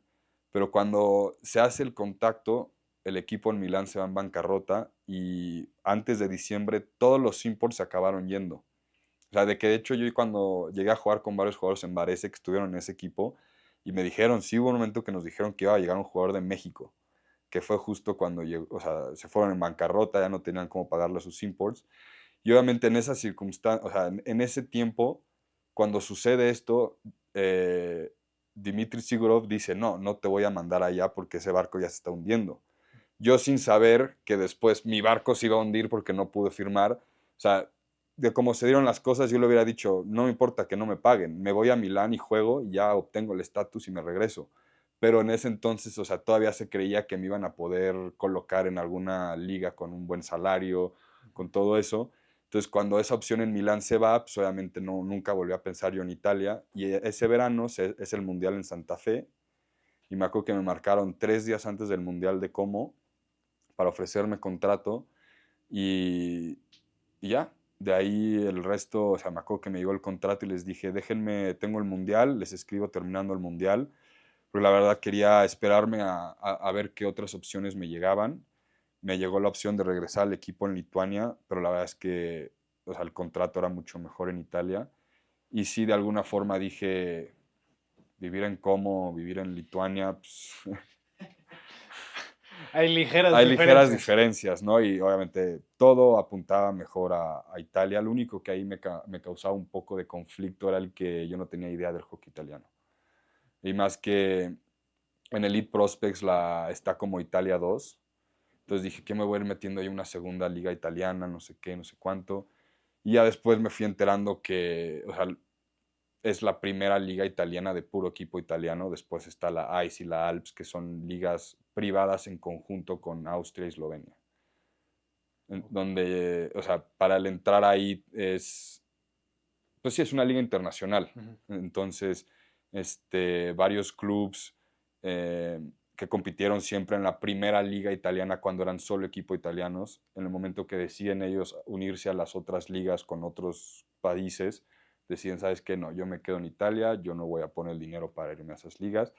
Y esos son los dos equipos que están en la liga italiana se llama Italian Hockey League, la AHL, ¿no? Entonces yo no sabía todo esto, pero solamente cuando llega el primer contacto, yo lo primero que veo es que dice Italy 2, todo esto, y yo después de haberme, o sea, de haber visto en Davos que tengo todo el nivel para jugar ahí y sobresalir, pues obviamente estaba un poquito pues, dudoso, pero también me quedaba claro después de lo que viví en Davos, que las oportunidades, o sea, son muy pocas y si llegan, la tomas y ahí sobresales y ves qué otra opción llega, ¿no? Entonces, creo que me esperó una semana después del Mundial y dije, o sea, hice mi tarea, hablé con Boris, hablé con los contactos que tuve, eh, en informarme de la liga y vi que, o sea, que es una liga donde haciendo las cosas bien te puedes quedar ahí a tener una carrera o también puede ser el paso para subir o irte a otro país y jugar en otras ligas del mismo estilo, ¿no? Entonces cuando vi eso, la verdad es que dije, pues órale, vámonos a Como y ver qué tiene que ofrecer este equipo, esta ciudad. Y, y ya, el resto es historia. Llevo ya 6 temporadas en Italia, digo, creo que nunca esperé quedarme tanto tiempo en esa liga, pero la verdad es que hoy ya soy un referente ahí. He estado en 4 equipos, estoy contento, estoy haciendo historia ya también allá con mis goles y mis puntos y ahora, o sea, ya después de tener varias temporadas allá, una de mis metas es ganar un campeonato ahí. Y en esa parte se me hace algo muy interesante y me surgió la duda. Pues platicas mucho con Boris para ver cómo están las ligas, hacia dónde ir, cómo moverte, pero dentro de tu carrera, ¿hay alguien que te ayude o que sea como tu agente? He llegado a tuve 2 agentes, 2 agentes que de hecho los dos jugaron en la NHL. Los dos los conocí por Boris también.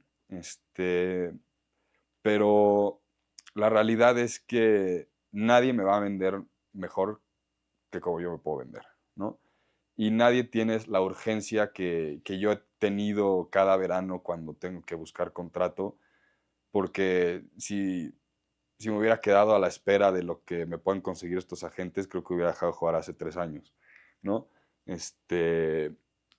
Entonces, eso es algo que no ha sido fácil porque luego también muchas de estas agencias no o sea, le apuestan más a un prospecto, un jugador más chico, ¿no? Obviamente para amarrarte con el contrato, jalarse cierto porcentaje de cualquier contrato con salario que llegues a firmar en un futuro, cosas así. Estos 2 agentes que tuve fue más como por amistad y ver de qué forma me podían ayudar por mi historia también y más que tenían los contactos. De hecho, uno de estos fue el que me llevó a Finlandia. Desafortunadamente fue justo durante el COVID que se estuvo pausando mucho la liga y no hubo continuación de poder prepararme bien para llegar ahí. Este, pero llegó un momento en el que, por ejemplo, ya ahorita en Italia yo tengo contacto con todos los presidentes y coaches de esa liga al punto de que si me quiero ir yo a otro lugar, pues, les puedo escribir yo y decirle, oye, me interesa ir a jugar contigo. O si ellos tienen interés también, así es como me han llegado las ofertas de todos los otros equipos que ellos me buscan ya a mí directo porque ya me conocen, tienen mi contacto, entonces de alguna forma también ya con la edad te das cuenta que pues, la pirámide cada vez se hace más chiquita y ya tengo amigos con los que jugué juniors o profesional mis primeros 2 años que ya son head coaches en la NAL y están haciendo ahora ya su caminito como coaches, ¿no? Entonces, eh, hoy por hoy yo ya me muevo solo, o sea, tengo amistades que también me ayudan a plantar la semilla en diferentes equipos, pero como tal lo hago yo. Y termina tu temporada en Lituania, dices que viene el Mundial. ¿Cómo es ser jugador profesional de hockey y estar en un equipo que no tiene más jugadores profesionales? ¿Y cómo fue ese Mundial para ti? Ese mundial fue muy difícil porque falleció un muy buen amigo mío con el que yo estaba en Lituania ahí, Šarūnas Bermejo, que también es seleccionado, que debió de haber estado en ese mundial también. Entonces, para mí ese mundial fue muy personal. Yo tenía que demostrar algo pues, en su nombre, o al menos eso fue lo que yo sentí, más que él debió de haber estado jugando ese mundial. Eh, pero, híjole, creo que desde mi primer mundial a mí me quedó muy claro que era el único que estaba, o sea, el único que estaba en el plan de verlo como una profesión de vida. O sea, todos los demás, finalmente, por más buenos que hayan sido o que eran en ese momento, el hockey era como segundo en su vida, ¿no? O sea, tenían su profesión o estaban estudiando o trabajando, pero pues el hockey era punto y aparte. Para mí, o sea, desde que me fui, yo sabía que el hockey era mi trabajo, mi vida, mi todo, ¿no? O sea, por eso me fui para llegar a hacer algo en eso. Y desde ese mundial yo me acuerdo que llegué y pues, empecé a calentar y terminaba y hacía el cool down y muy pocos lo hacían, ¿no? O sea, y muy pocos lo hacían porque sabían que lo tenían que hacer. Muchas veces fue como el que Diego nos decía, oye, sálganse a hacer cool down después del partido y pues ahí iban muchos a hacerlo, pero pues, haciéndolo porque tenían que hacerlo, ¿no? No porque le encontraron un beneficio en el estirar para sentirse más frescos el día siguiente. Entonces, desde ese mundial me quedó claro que yo estaba, o sea, nadie estaba haciendo las cosas que yo estaba haciendo para mantenerme como profesional. Entonces, luego sí es difícil el tratar de hacer que un jugador que se prepara 2 semanas antes de un mundial, ¿no? Y que tiene cierta disciplina, o sea, en cuanto al hockey, que a lo mejor él desde chiquito está acostumbrado a que llega media hora antes de que tiene que meterse al hielo y nada más se pone su equipo y es todo lo que sabe, ¿no? Pero pues yo llegué a un punto en el que empezando a jugar juniors, tenía que llegar hora y media antes del entrenamiento y estar, o sea, hacer un calentamiento con el equipo y saliendo de jugar todo el mundo se iba a correr, trotar 3 vueltas y hacer un estiramiento y meterse a la tina de hielos, ¿no? Entonces, el que a mí me hayan enseñado eso desde juniors para poder estar a tu mejor nivel y luego yo llego y lo empiezo a hacer, me doy cuenta que no es una cultura general que se haga en el vestidor.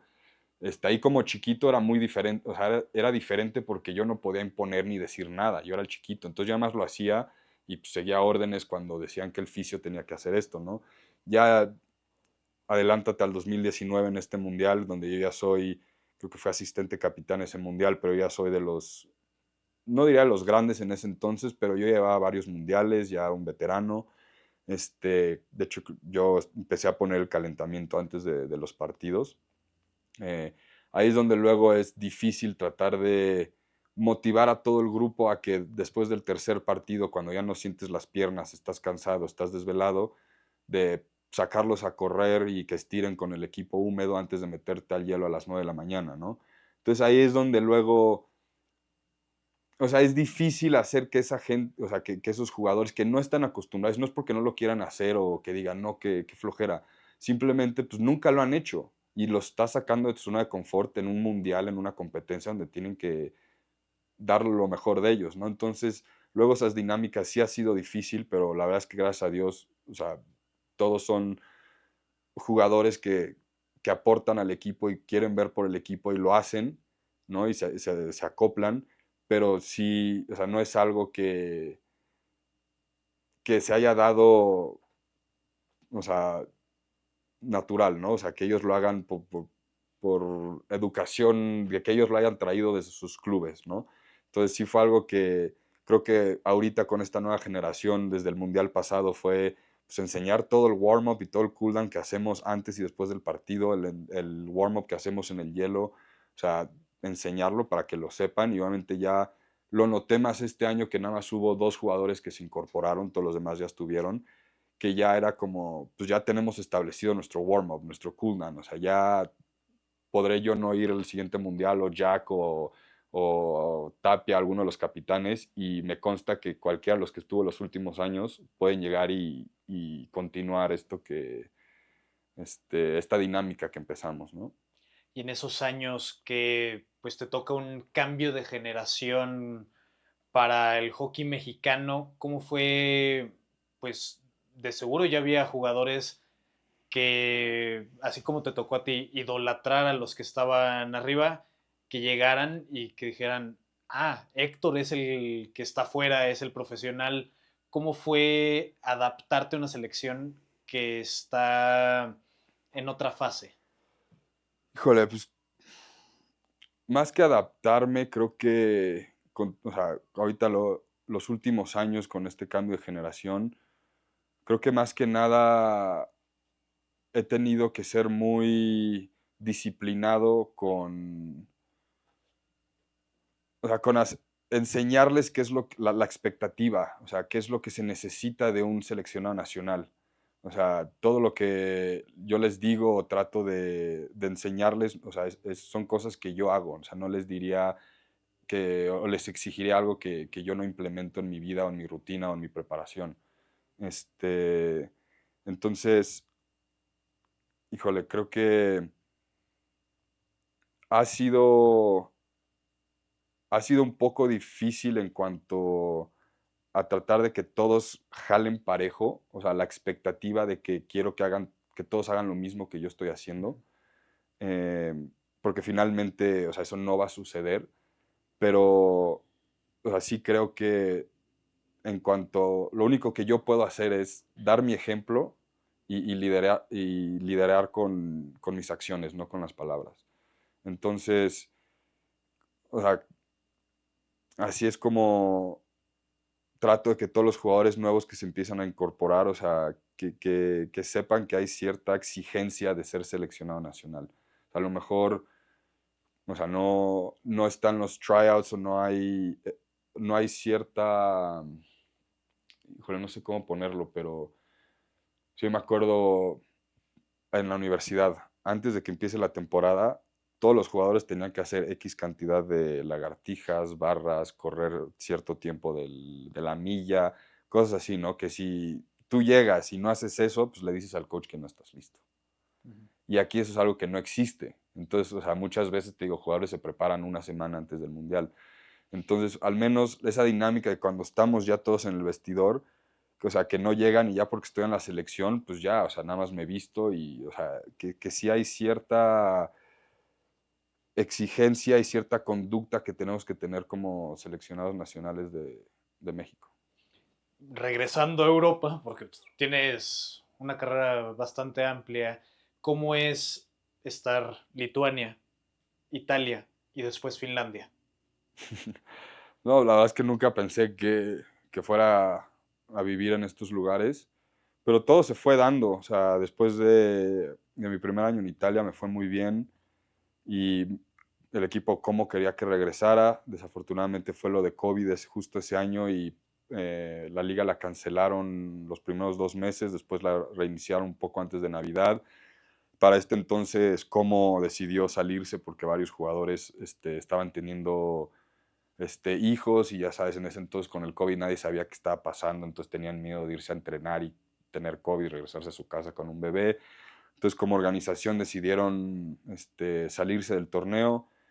Era el equipo al que yo iba a ir, entonces me acuerdo que era octubre y yo estaba en México sin equipo, me acuerdo que me di como hasta mediados de octubre, donde estaba yo preparándome para irme, o sea, haciendo mi pretemporada en el gimnasio.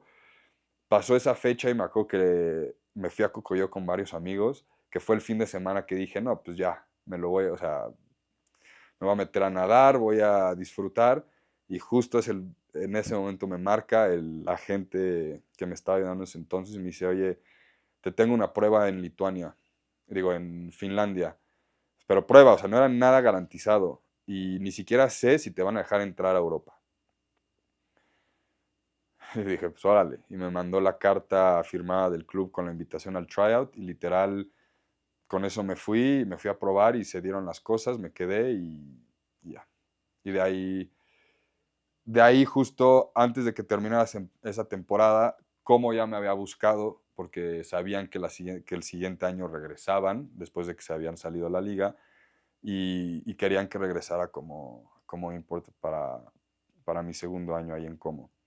Entonces, pues ya terminando ese año en Finlandia, me regresé a México y la verdad es que pues justo creo que fue el 2021, que todavía seguíamos en cuarentena y todo el show de COVID, entonces me esperé un poquito ese verano para firmar con Como antes de cualquier cosa, nada más porque no quería comprometerme y que acabaran ellos a lo mejor no metiéndose a la liga y que yo ya estaba firmado y luego otros equipos hubieran visto eso y a lo mejor no hubiera llegado otra oferta. Eh, y sí, después de ese año en Finlandia regresé a Como y ya de ahí me he quedado.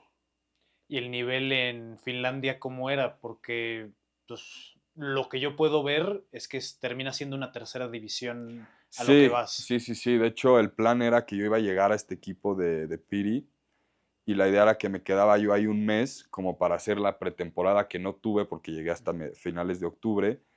Y de ahí la idea era que yo me iba a ir a un equipo Mestis, que es la segunda, donde ahí ya o sea, me iban a pagar bien y básicamente la inversión que hice en yo el llegar al tryout y todo eso se me iba a regresar, ¿no?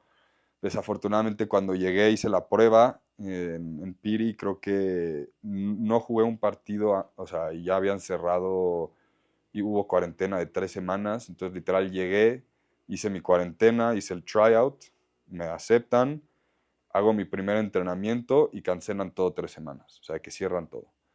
Regreso, juego los primeros 2 partidos, otra vez más casos de COVID, vuelven a cerrar todo. Entonces, el plan pues era que yo después del primer mes me iba a ir a otro equipo, pero pues, yo llevaba un mes ahí, todavía no jugaba ni un partido y estaba en cuarentena en menos 35 grados con 1 hora de sol al día. Entonces sí, sí estuvo difícil. Ya después de eso, o sea, terminaron recortando el campeonato, han de haber faltado veintitantos partidos cuando llegué. Jugamos 3 partidos pausados y después dijeron, hay una ronda más de juegos, creo que fueron 4 partidos más, o sea, dos semanas más de juegos y playoffs, o sea, cortaron todo. Entonces, en base a eso ya no se dio el que yo me pudiera ir a la segunda liga de Finlandia a probarme, pero de cualquier forma, o sea, fue una increíble experiencia en la tercera de ahí, que también es un poco engañoso porque en esas ligas de Finlandia, creo que hasta la quinta, te diría yo, que muchas veces en Finlandia no pagan muy bien al hockey, y más a los finlandeses. O sea, a los imports sí les pagan bien si estás en la primera. Entonces, un finlandés que es bueno en el hockey, pero que no va a vivir del hockey, agarra chamba en otro lado. Entonces, luego, por eso mismo, ellos se bajan de nivel y a lo mejor juegan en el equipo que está cerca de su trabajo donde viven, que es, por ejemplo, este de tercera. Entonces, a lo mejor en este de tercera, ellos se pueden dar el lujo de trabajar en las mañanas, irse a entrenar en las tardes y jugar los partidos.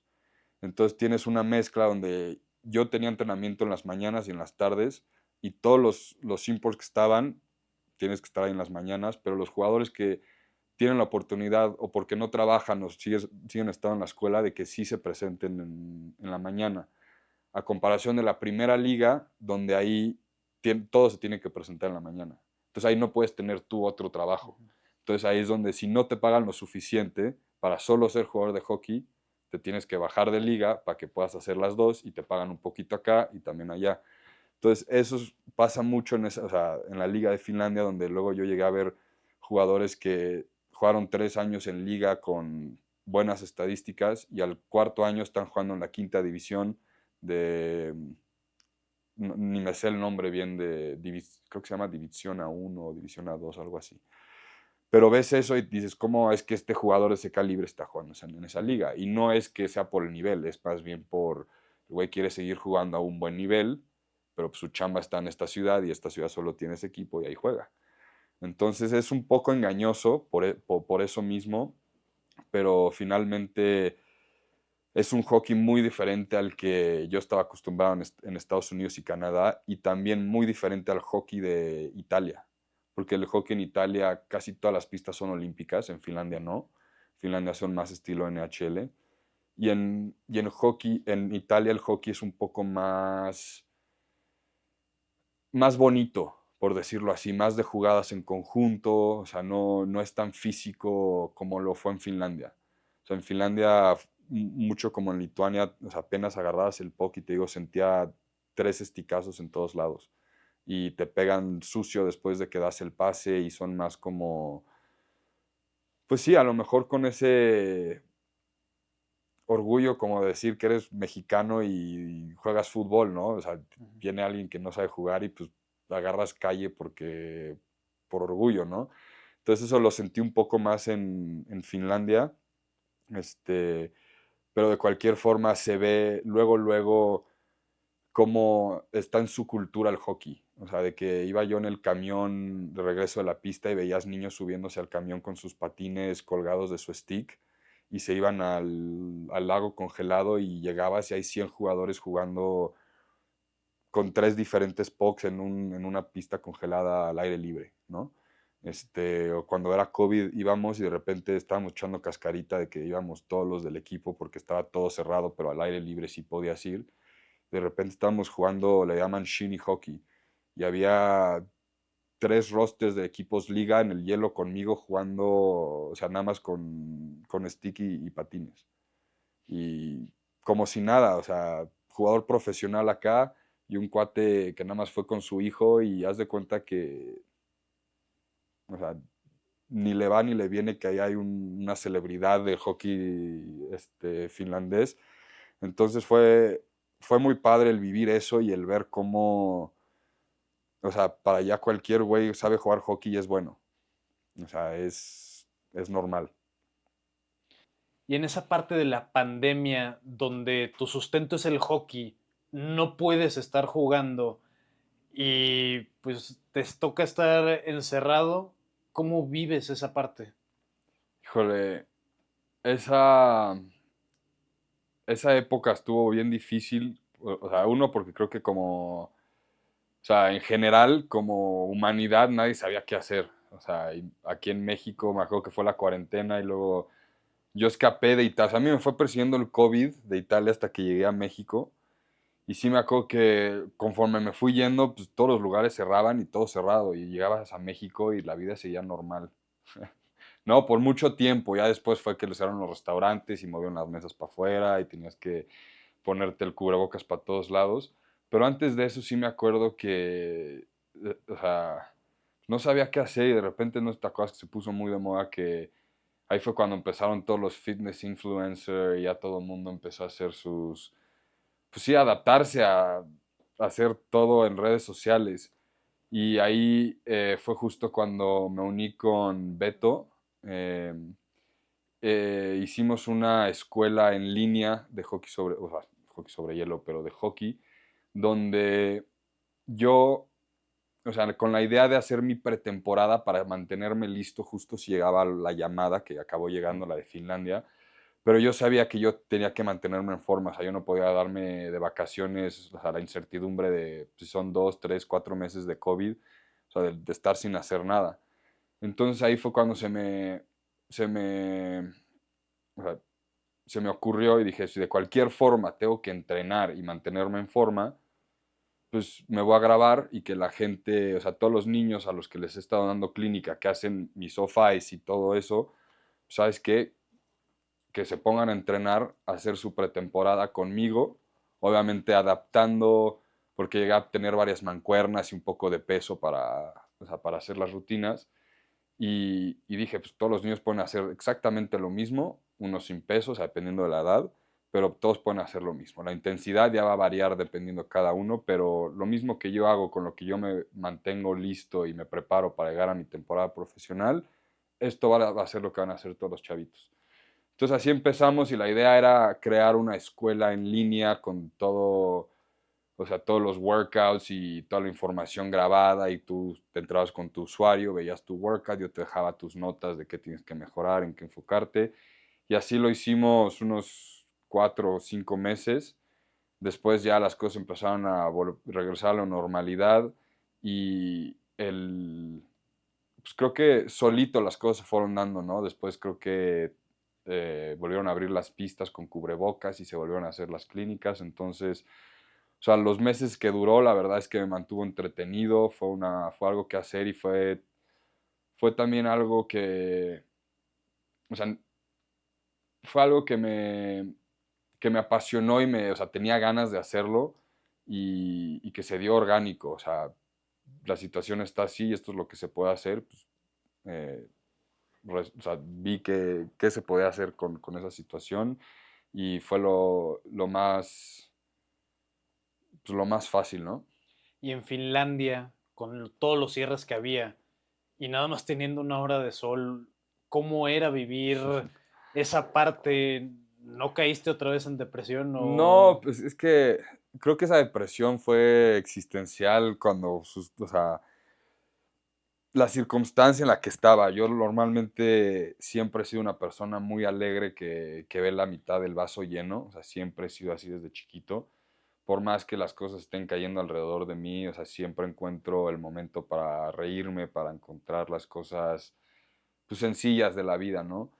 Pero en Finlandia no fue todo era nuevo, era una experiencia nueva, hasta el mismo despertarte y que todo estuviera oscuro, pues hasta estaba chistoso, ¿no?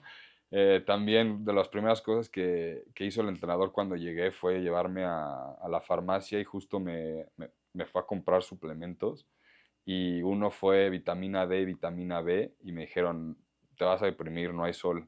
Entonces, pues allá me compraron todas las vitaminas que necesitaba según ellos para al menos no caer en esa depresión.